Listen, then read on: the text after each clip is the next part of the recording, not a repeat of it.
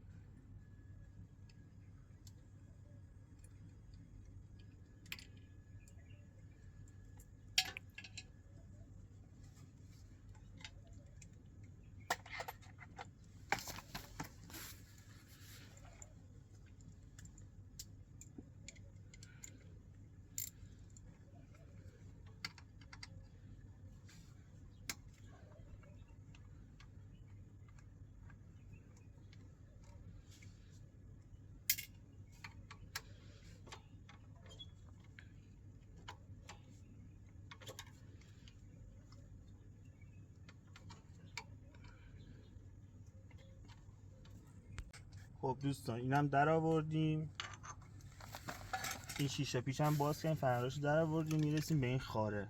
یه خار اینجا داره، اینو باید در بیاریم.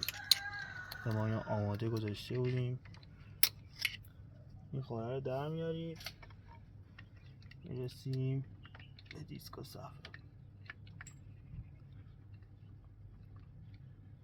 داغ هم هست.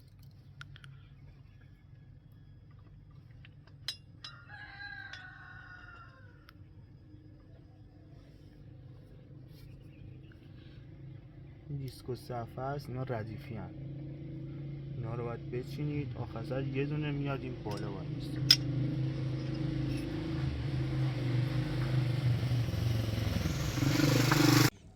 خب اولین صفحه رو که میذارید کن روی این اول صفحه میخوره.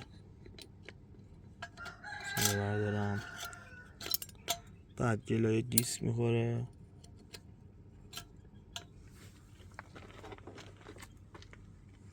بعد صفحه بعدی،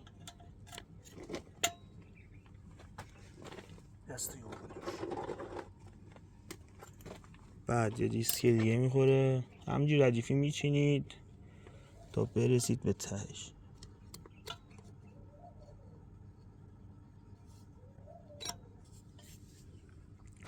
بعد صفحاتون هم حتما داخل روغن بذارید، اگه داخل روغن نیست قبلش 2-3 ساعت بمونه.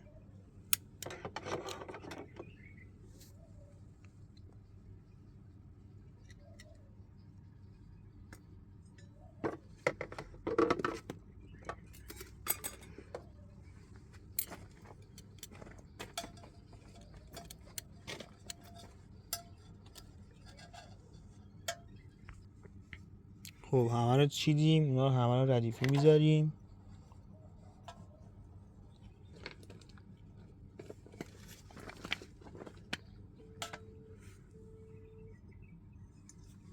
میرسیم به ورژن 4 شاخ.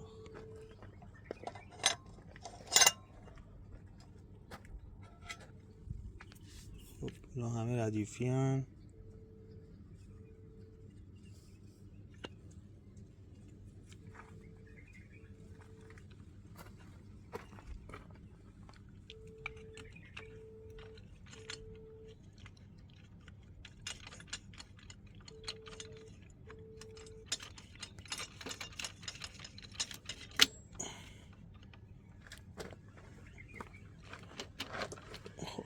اینا رو میذاریم، آخری رو میچرخونیم میذاریم این بر.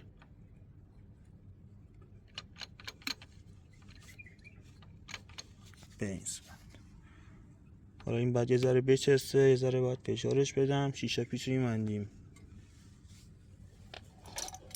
فنر رو میذاریم، اینم میبندیم، این در پوشه رو میبندیم و تمام. دوستان اینم تمام شده کاره. فقط دقت کنید که این بولبرینگ سالم باشه. اینجا یه بولبرینگ این درش بیاریم ببینیدش هم. این حتما باید سالم باشه. داخل این هم یه باد بگیرید. دور هم یه واشر داره، یا بخرید یا برید واشر سازی واسهتون درست کن. اتمام کارمونه.